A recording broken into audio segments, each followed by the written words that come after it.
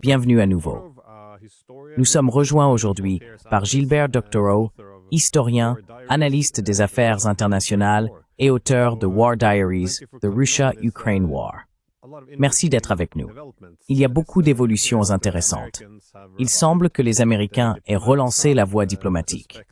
Je soupçonne que ce n'est pas une coïncidence, étant donné que la situation militaire se dégrade. J'aimerais discuter avec vous de ce plan de paix en 28 points.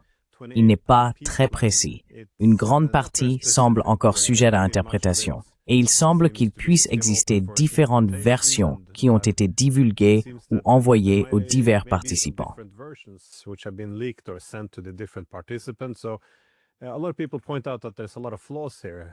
Beaucoup de gens soulignent qu'il y a ici de nombreuses failles. Cependant, je dirais qu'il nous faut bien un point de départ, et je ne partage pas vraiment le pessimisme ambiant. S'il existe une certaine ambiguïté, différentes versions ou d'autres moyens de rapprocher des positions très éloignées, cela ouvre au moins une base de discussion. Donc, encore une fois, il pourrait simplement s'agir de rallier tout le monde. Mais j'aimerais avoir ton avis là-dessus. Comment comprends-tu cette feuille de route vers la paix?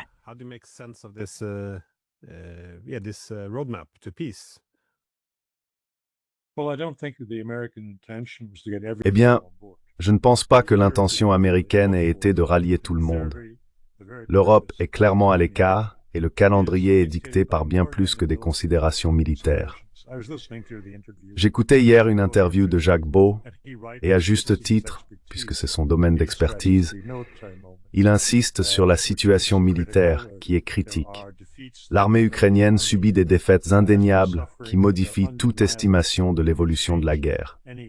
Je veux dire la perte de Kupiansk, la perte de Pokrovsk, ce sont des événements majeurs. Cependant, je ne crois pas que ces défaites soient à l'origine du calendrier de cette initiative actuelle. L'initiative a une autre justification pour être lancée maintenant.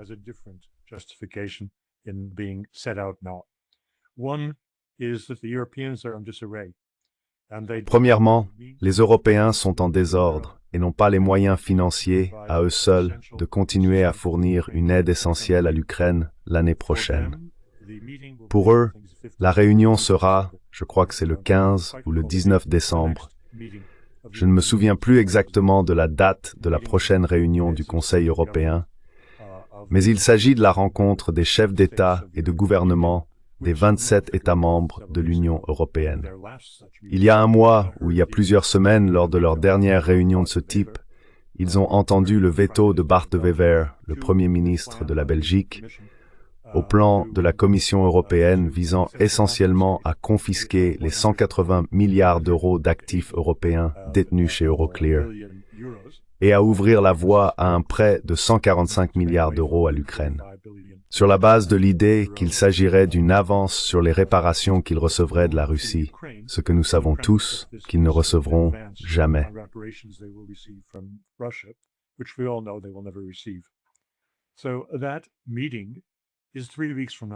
Cette réunion aura donc lieu dans 3 semaines. En attendant, les Européens, en plein désarroi, sont incapables d'apporter une aide significative à l'Ukraine pour l'année à venir. Cela coïncide également avec le moment où les révélations dévastatrices de corruption au sein de l'entourage immédiat du président Zelensky, et probablement, à mesure que l'enquête progresse, de Zelensky lui-même, ont le plus d'impact. La conséquence en a été une chute très importante du niveau de soutien populaire à Zelensky en Ukraine. Par conséquent, son maintien au pouvoir est désormais très incertain. Pour ces raisons, cette nouvelle proposition ou ce plan de paix de l'équipe de Donald Trump revêt une importance majeure et a de fortes chances de réussir. Que veux-je dire par là? En raison du calendrier que j'ai évoqué, il doit être approuvé rapidement.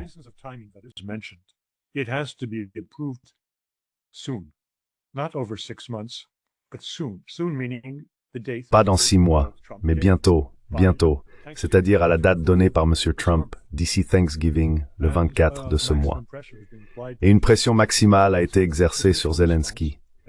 Sa réaction initiale, comme presque tout le monde l'a remarqué, a été un grand non.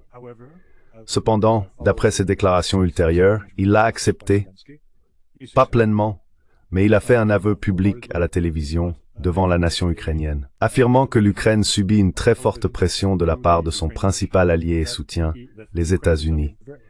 Et cela prépare le terrain pour qu'il signe le document dans les délais prévus. Mais quelle est l'importance de ce document? Il écarte complètement l'Europe du jeu. Il élimine les critiques internes, les néoconservateurs. Il écarte M. Rubio.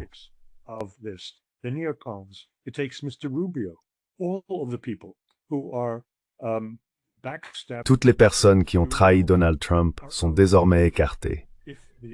Si les Ukrainiens l'ont accepté, la partie est terminée. Ils peuvent alors, à leur rythme ou dans la précipitation, discuter et affiner les points, car ces points sont des éléments de langage.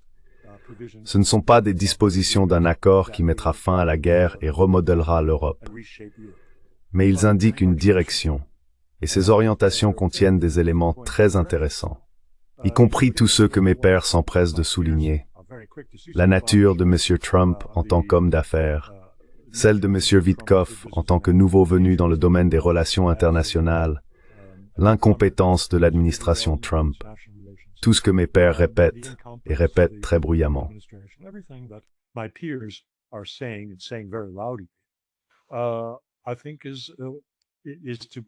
Je pense que c'est une manière de mal interpréter délibérément ce que représente ce document. Même la caractéristique la plus singulière, le fait que les États-Unis aient pris le rôle principal dans la réinjection de fonds provenant de différentes sources, y compris une centaine de milliards de dollars ou d'euros issus d'avoirs gelés, bien qu'il ne soit pas précisé où, vraisemblablement des avoirs gelés en Ukraine, pour financer la reconstruction de l'Ukraine, montre que les États-Unis joueront un rôle déterminant dans la supervision et probablement dans l'allocation de ces fonds. Qu'est-ce que cela implique? Cela fait entrer en jeu les grandes entreprises américaines.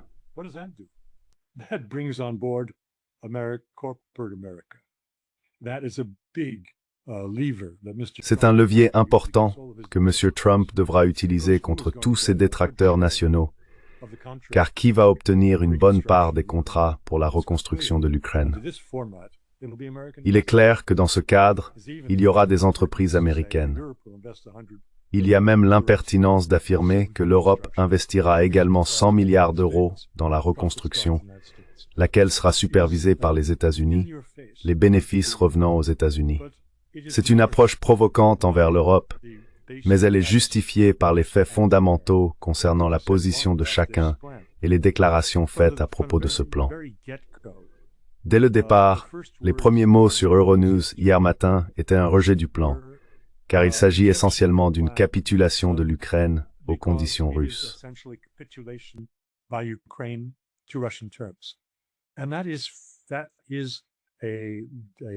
Et c'est une décision prise en ne considérant qu'un seul élément du plan de paix, les dispositions territoriales, selon lesquelles l'Ukraine abandonnerait la partie du Donbass qu'elle contrôle encore et qui n'a pas encore été conquise par les Russes. Cela est jugé très offensant. En général, l'idée que l'Ukraine reconnaîtrait le droit de possession du Donbass et de la Crimée comme russe constitue une reconnaissance non pas de jure, mais de facto, inscrite pour les 100 prochaines années. En substance, cela reviendrait à céder ce territoire. L'Europe considère cela comme une capitulation. Mais mes amis, ce n'est là qu'une partie d'un plan directeur visant à réorganiser la sécurité dans l'ensemble de l'Europe.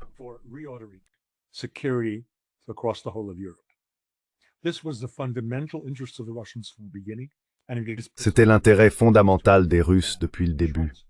Et c'est précisément ce que consacre ce plan en 28 points. La notion de pacte de non-agression entre la Russie, l'Europe et les États-Unis, ainsi que l'idée que l'OTAN et la Russie se réuniront pour désamorcer la confrontation qui existe actuellement et ne cesse de s'intensifier. L'opposition de l'Europe à ce plan n'est pas vraiment celle de l'Europe en tant que telle. Ce sont 24 dirigeants européens qui s'y opposent, car cela mettrait fin à leurs prétentions à rester au pouvoir. Von der Leyen, Macron, Starmer et Merz sont, à leur manière, l'équivalent de Netanyahou en Israël. Netanyahou détruit la région dans le seul but de se maintenir au pouvoir.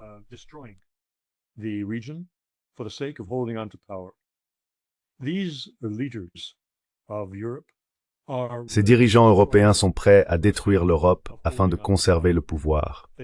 Ils ne représentent pas les intérêts du continent européen, ni ceux des peuples européens. Il est donc compréhensible qu'ils soient déterminés à empêcher la mise en œuvre de ce plan.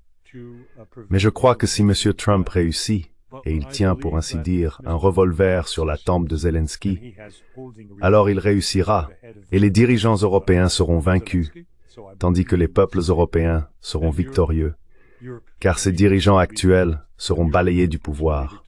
Ils seront contraints de démissionner, puisque tout ce qu'ils défendent aura été renversé par ce plan de paix.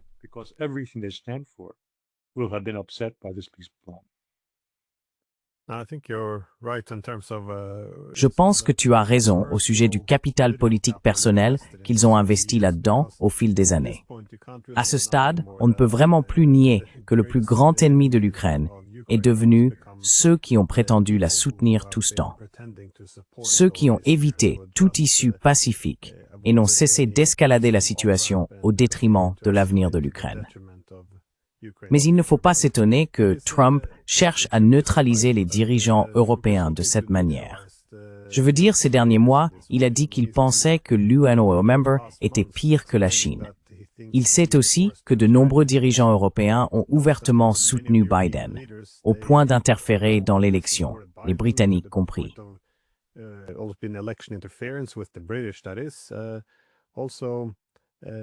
Il faut aussi se rappeler qu'à la fin de l'administration Obama, lorsque Obama a fait tout son possible pour compliquer les relations avec les Russes, afin de rendre difficile pour Trump toute amélioration de ces relations, eh bien, lors de la deuxième administration, les Européens se sont joints à ce désordre dans les relations avec la Russie vers la fin de l'administration Biden, avec les missiles à longue portée et leur tentative de saboter Trump à chaque tournant. Vous savez, je pense qu'il sait aussi que chaque fois que les Européens viennent à Washington pour le féliciter, l'appeler papa et tout le reste, ce qu'ils cherchent surtout à vendre, c'est quelque chose comme un cessez-le-feu inconditionnel. Quelque chose qui ressemble à la paix, mais qui est inapplicable.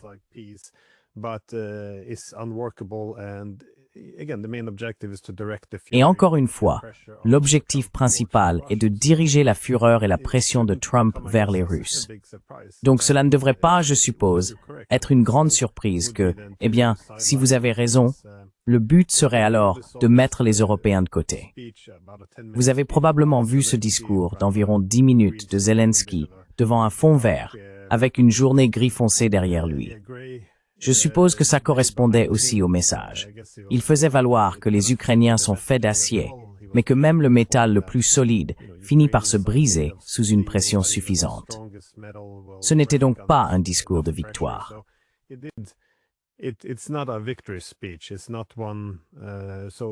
Ce n'est pas un... Donc, il semble bien qu'il y ait une certaine reconnaissance du fait qu'ils arrivent à la fin ici. En effet, tout le discours était centré sur le dilemme. Soit nous nous battons, soit nous perdons soit nous nous aliénons Trump, soit nous acceptons un accord qui serait profondément humiliant.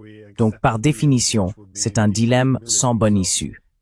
Ce qui pourrait en réalité constituer une bonne porte de sortie pour Zelensky, en le présentant comme « Vous savez, ce n'est pas de ma faute. Vous savez, on nous a vendus ou trahis. » Mais en ce qui concerne l'architecture de sécurité plus large, puisque vous avez mentionné cela, comment voyez-vous cet accord façonner le système de sécurité global?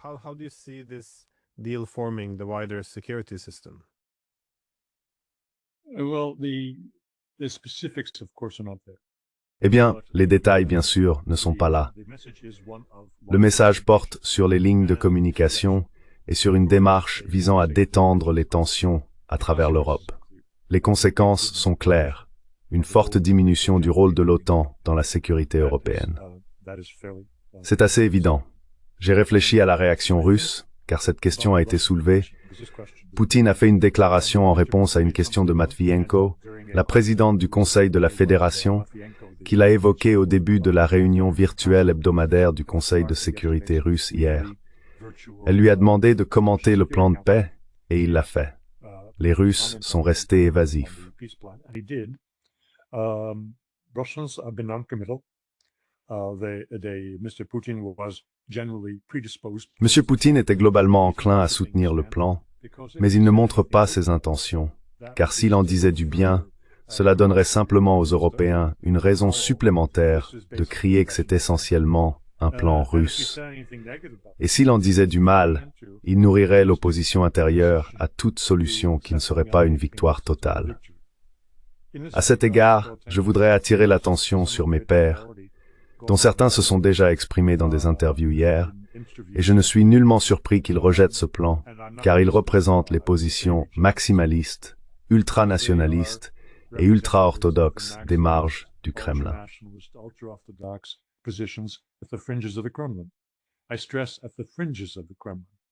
J'insiste sur aux marges du Kremlin, car M. Poutine lui-même ne fait pas partie de ce camp. Il rejette tout ce qui n'est pas une victoire totale. Le problème avec cette position, c'est qu'une victoire totale est impossible, et personne ne veut affronter ce fait.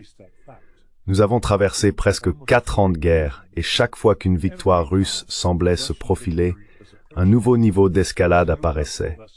Chaque fois, plus dangereux, plus irresponsable. Et maintenant, nous en sommes au point d'une irresponsabilité totale de la part des soi-disant dirigeants européens, affolés. Je pense à Macron et à Starmer qui ont tous deux déclaré, ces 2 derniers jours, qu'ils étaient prêts à envoyer et qu'ils enverraient des troupes en Ukraine pour la protéger.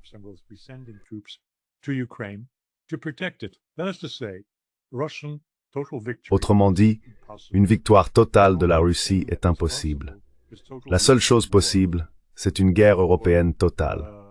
Par conséquent, l'idée que la Russie poursuive le combat parce qu'elle obtiendra un meilleur accord à la fin est totalement illusoire.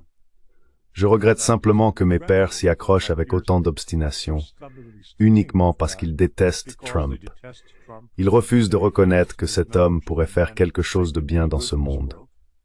Ils sont aussi profondément investis dans cette position anti-Trump que le sont les néoconservateurs, ce qui est assez choquant. Mais c'est la réalité de notre situation actuelle.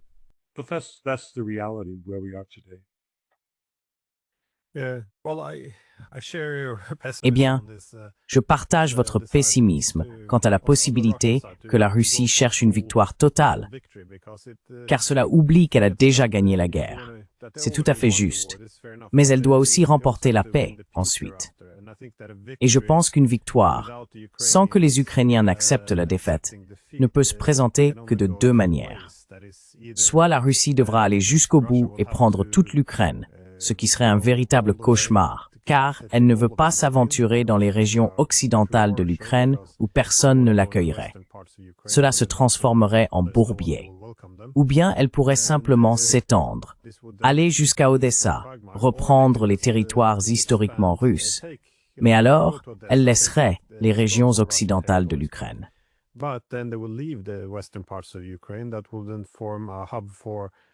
Cela deviendrait alors un foyer de guérilla pour les décennies à venir.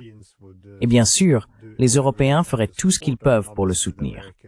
Évidemment, les Américains, du moins la prochaine administration, s'y joindraient probablement. Ce serait donc un véritable chaos. Toutes ces comparaisons avec la Seconde Guerre mondiale et la défaite de l'Allemagne nazie, je ne pense pas qu'elles soient utiles, car il n'existe pas de voie claire vers une victoire militaire totale sans acceptation de la défaite de l'autre côté. Enfin, en réalité, c'est un mauvais exemple, puisque les Allemands ont fini par accepter la défaite. Cependant, pensez-vous que les Européens puissent faire quoi que ce soit pour inverser la situation?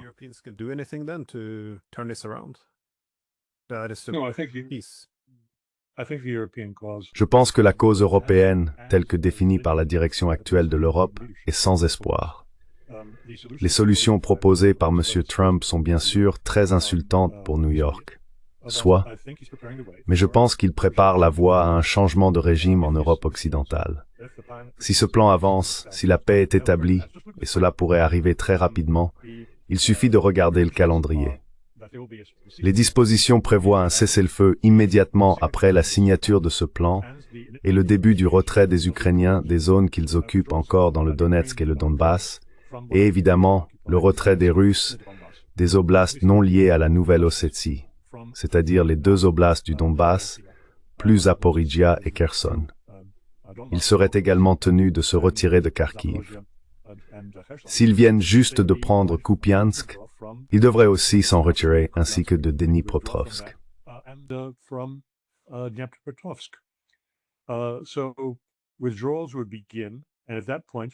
Ainsi, les retraits commenceraient et à ce moment-là, il y aurait un cessez-le-feu total.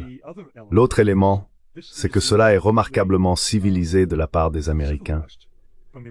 Je m'attendais à ce que Trump tente d'organiser par l'intermédiaire des agences de renseignement, par la CIA, un coup d'État à Kiev, un remplacement de Zelensky, soit en le mettant dans un avion, soit en le mettant dans un cimetière. Un remplacement de Zelensky par quelqu'un comme Arestovitch, prêt à conclure une véritable paix avec la Russie. Au lieu de cela, nous lisons que dans un délai de 100 jours, il n'y aura pas d'élection. C'est remarquablement démocratique pour un changement de régime imposé par les États-Unis. Voilà pour M. Trump, soi-disant fasciste. Si tout le monde sait que M. Zelensky sera évincé du pouvoir, c'est une conclusion évidente. Qui sera élu à sa place? Eh bien, c'est une question intéressante.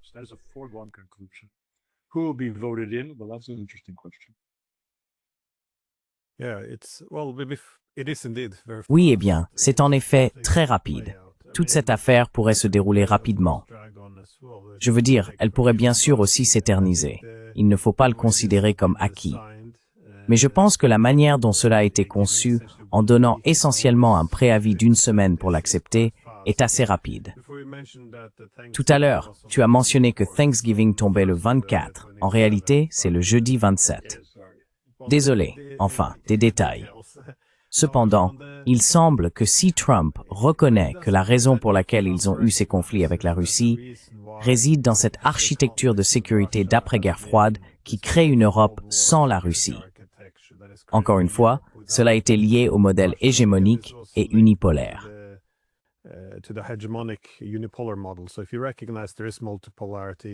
Donc si vous reconnaissez qu'il existe une multipolarité et que vous ne voulez pas pousser les Russes trop loin vers les Chinois, cela aurait du sens si en effet la paix est ce qu'ils recherchent. Je suppose que la suspicion du côté russe est qu'il sera très difficile de faire la paix avec ceux qui ne la veulent pas. Et il y a toujours cette idée que, vous savez, ils ne savent pas si Trump essaie de s'adapter à un monde multipolaire ou s'il cherche simplement de nouveaux moyens de restaurer la domination américaine. C'est probablement la seconde option. Mais dans tous les cas, il est nécessaire que les États-Unis se retirent un peu d'Europe. Mais, comme nous l'avons dit juste avant, le besoin de, je suppose, reformater ou transformer l'Europe semble être en partie intégré à ce plan en 28 points, car le plan évoque des éléments comme le traité New START.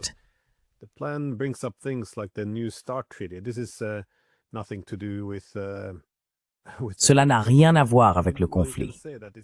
Eh bien, on pourrait dire que c'est quelque chose destiné à attirer les Russes. Mais cela mentionne aussi que la Russie devrait être invitée à réintégrer le G8. Cela m'a fait sourire, car je ne me souviens pas que les Russes aient jamais demandé à rejoindre de nouveau le G8. Cela dit, cela correspond à l'idée que les questions bilatérales entre les États-Unis et la Russie sont résolues et que la Russie est encouragée à se réintégrer dans le système organisé par l'Occident, en s'éloignant un peu de l'ensemble BRICS. Je ne vais pas être trop pessimiste. Il est possible que les Russes acceptent l'invitation si elle se maintient. Ils ne vont pas quitter les BRICS. Mais dans un monde multipolaire, il faut composer avec toutes les parties. Mais en ce qui concerne un changement de régime en Europe, ne penses-tu pas que l'Europe commencerait à se désagréger d'elle-même une fois la paix revenue en Ukraine? Je veux dire, il y a beaucoup de problèmes qui s'accumulent depuis un bon moment.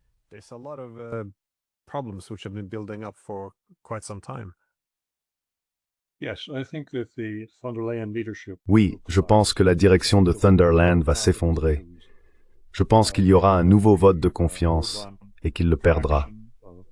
Je pense que la faction ou le groupe Orban au Parlement européen prendra beaucoup plus de pouvoir qu'il n'en a eu jusqu'à présent, bien qu'il représente déjà environ 25% ou plus des députés parmi ses partisans aujourd'hui. J'aimerais me tourner un instant vers le caractère particulièrement américain et trumpien de plusieurs termes, c'est-à-dire le versant économique américain de la question.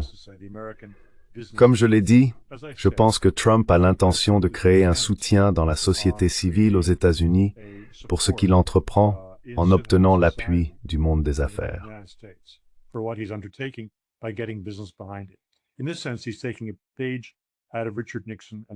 En ce sens, il s'inspire de Richard Nixon et de la politique de détente du début à la moitié des années 1970. Autrement dit, les grandes entreprises seront invitées par les Américains chargés de la reconstruction de l'Ukraine à y jouer un rôle actif. Et il existe des fonds dans ces programmes de développement, à nouveau supervisés par Trump et les États-Unis, où les intérêts économiques mutuels seront exploités, en utilisant l'argent actuellement gelé et en incitant également les Européens à détourner ce qu'ils s'apprêtaient à investir dans l'effort de guerre vers la construction de la paix. Cette idée selon laquelle de bonnes affaires font de bons amis et garantissent la paix constituait un élément fondamental de la politique de détente de Richard Nixon.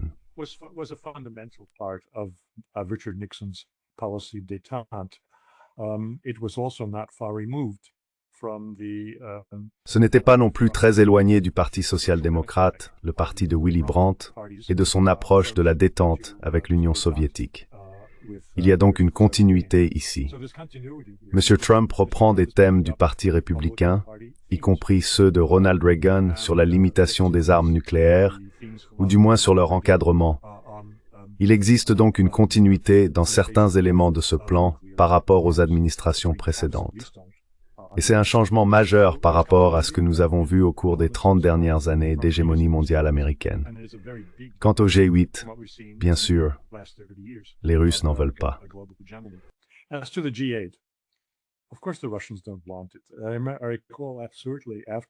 Je me souviens clairement qu'après l'annulation du sommet du G8, qui devait se tenir en Russie, et l'expulsion de la Russie du groupe, Poutine s'était exprimé assez franchement.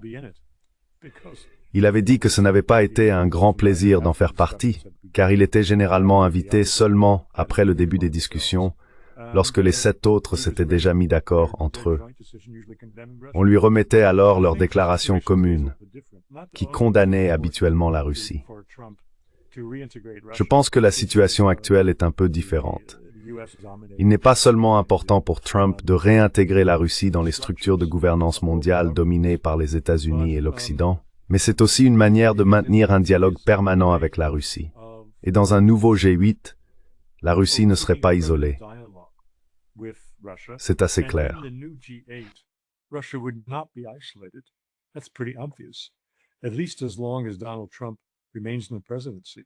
Du moins, tant que Donald Trump reste président, la Russie aurait un défenseur en la personne du président américain au sein du G7, enfin du G8. Quant aux BRICS, je pense que Trump a déjà démontré la futilité de considérer les BRICS comme un soutien à part entière pour la Russie et l'économie mondiale en perturbant le commerce du pétrole avec l'Inde. Ceux, encore une fois, parmi mes pairs qui ont proclamé que les États-Unis ne pouvaient pas sérieusement nuire à la Russie sur le plan économique, ont simplement refusé de regarder ce qui s'est passé au cours des 2 dernières semaines, y compris hier encore, lorsqu'un autre grand importateur de pétrole russe en Inde a cessé d'en acheter, non pas de facto, mais par déclaration. Par conséquent, l'idée des BRICS comme soutien vital pour la Russie a été réfutée, et je pense que cela sera reconnu très bientôt.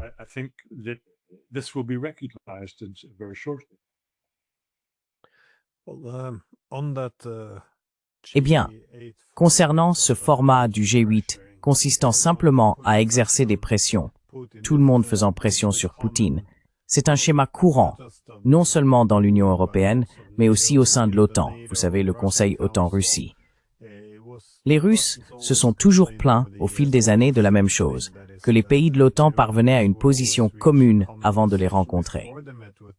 Ainsi, au lieu d'avoir des discussions ouvertes dès le départ, ils commencent avec cette puissante position de négociation collective pour faire pression sur les Russes.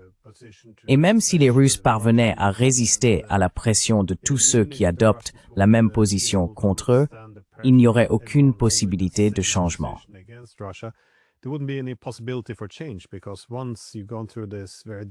Parce qu'une fois que vous avez traversé ce processus très difficile, consistant à établir une position commune entre tous les pays de l'OTAN, il ne reste vraiment plus de marge pour faire des ajustements.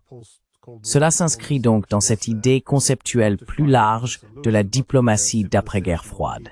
Non pas pour trouver une solution commune, mais pour que le maître civilisationnel dise à l'élève civilisationnel ce qu'il doit faire. C'est ainsi que nous concevons désormais la relation maître-élève, remplaçant la véritable diplomatie. Mais ma dernière question portait sur les sanctions. Comme vous l'avez dit, certains cèdent à la pression. Là encore, il pourrait y avoir une solution de contournement à moyen terme. Mais néanmoins, le grand risque pour la Russie dans tout plan de paix est essentiellement qu'il devienne un autre accord de Minsk.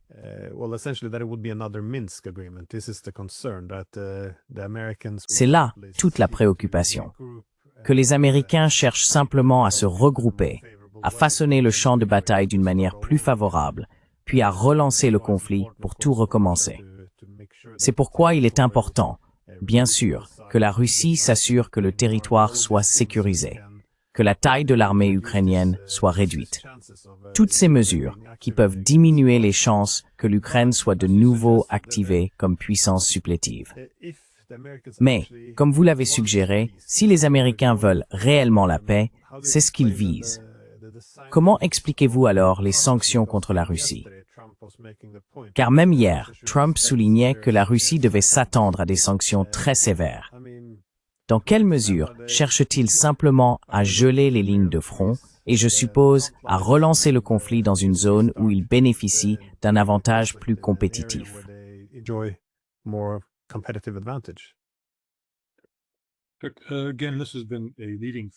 Encore une fois, c'est un thème majeur parmi les critiques des médias alternatifs tout autant qu'il a émergé de ce projet. Comment peut-on faire confiance aux États-Unis? La question que je renvoie est quelle est l'alternative? Vous voulez la Troisième Guerre mondiale? Il faut partir du principe qu'il s'agit d'un processus, non de la fin du processus. Qu'il ouvre le dialogue et reconnaît comme sujet digne de discussion ce que les États-Unis et leurs alliés ont nié depuis 30 ans, à savoir la reconnaissance des intérêts de sécurité russes. C'est donc raisonnablement porteur d'espoir. M. Trump n'est pas M. Biden. M. Trump n'est pas dominé par les néoconservateurs.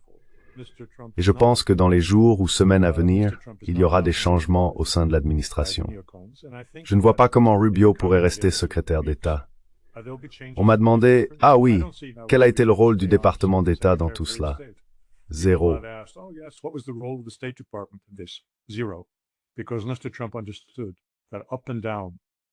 Parce que M. Trump avait compris que de haut en bas, le département d'État était pourri, entièrement dominé par des personnes installées après les purges que Cheney avait lancées lorsqu'il avait, en substance, pris le contrôle du gouvernement à la place de Bush après le 11 septembre. Et pour la même raison, je pense que M. Lavrov a été mis à l'écart.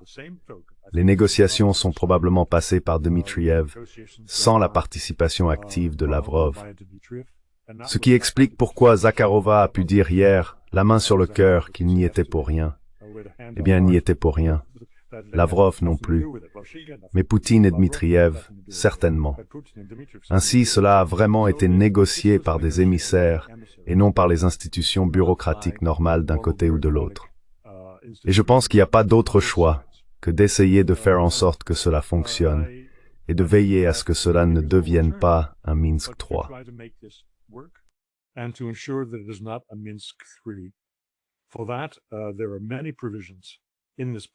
Pour cela, de nombreuses dispositions de ce plan vont à l'encontre de cet objectif.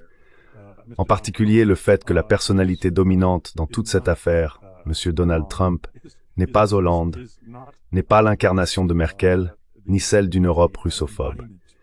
Il s'intéresse aux grandes entreprises commerciales entre la Russie et les États-Unis et y croit, aussi improbable que cela puisse paraître au vu du passé. Eh bien, Nous verrons ce que l'avenir nous réserve. Mais si les entreprises américaines n'investissent pas dans des pays que le président et l'establishment politique des États-Unis ne soutiennent pas, eh bien, M. Trump donne maintenant tous les signes qu'il veut que cela se produise, et donc cela se produira. Il y aura une forte dynamique aux États-Unis en faveur d'un rapprochement et de meilleures relations avec la Russie. Par conséquent, Minsk est improbable.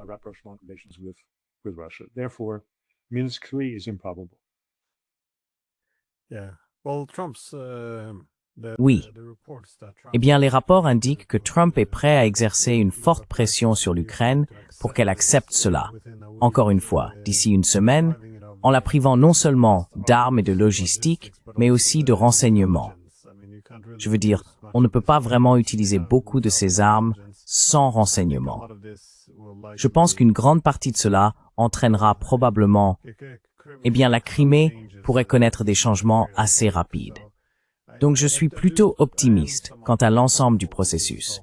Mais la principale raison, je suppose, c'est qu'il pourrait appeler cela un accord de paix entre la Russie et l'Ukraine. Et encore une fois, c'est une façon très mal informée de voir ce conflit. Cependant, au-delà du langage, étant donné que cela mettrait un terme à l'expansion de l'OTAN et reconnaîtrait les préoccupations de sécurité de la Russie, c'est quelque chose dont nous n'avons même pas voulu discuter au cours des 30 dernières années.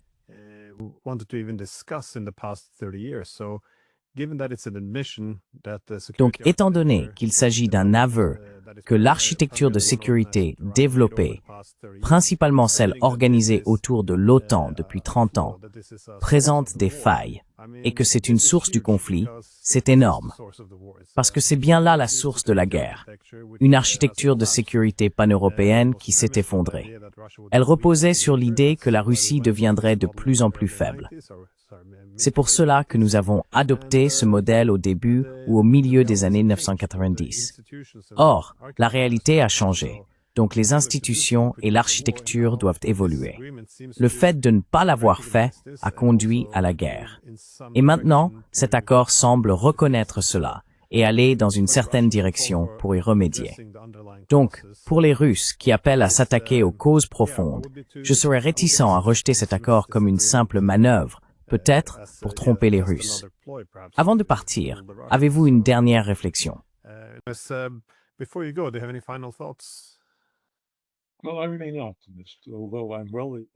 Eh bien, je reste optimiste, même si je suis bien conscient des critiques, certaines tout à fait légitimes, selon lesquelles les termes de ces 28 points sont souvent vagues.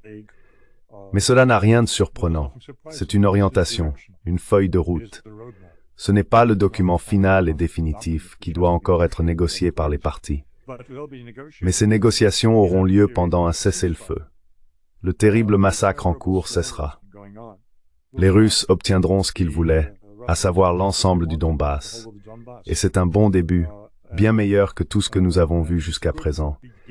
Les États-Unis ont créé ce désordre et je suis très heureux de voir que les États-Unis, sous l'administration Trump, ont pris l'initiative d'y mettre fin.